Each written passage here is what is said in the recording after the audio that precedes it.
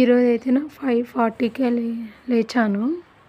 ఇంక పిల్లలైతే స్కూల్కి వెళ్ళాలి కదా, సాటర్డే వెళ్ళొచ్చారు, హాఫ్ డేనే ఉంది. ఇంకా మండే ఈరోజు నుంచి డైలీ స్కూల్కి వెళ్ళాలి.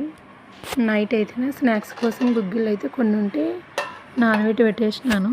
ఇంకా పిండి అయితే నిన్న రుబ్బు పెట్టేసినాను. సండే టిఫిన్ కోసం వచ్చి పిండి అయితే 3 days వస్తుంది ఫ్రిడ్జ్లో పెడితే. కొట్టిన వెంటనే నేను ఫ్రిడ్జ్లో పెట్టాను. కరువు నైట్ అంతా బయట పెట్టేసి తర్వాత రోజు కావాల్సింది తీసుకొని మళ్ళీ ఫ్రిడ్జ్లో పెట్టుకుంటాను. బయట పెడితే పిండి బాగా మంచిగా పొంగుతుంది. పిండి అయితే మంచిగా పొంగింది. ఇంకా కావాల్సింది పక్కకు పెట్టేసి మిగతా అదంతా ఫ్రిడ్జ్లో పెట్టేస్తాను.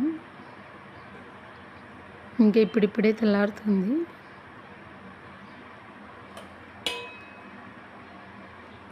మా పిల్లలకైతే ఇడ్లీ దోశ 2 కావాలి.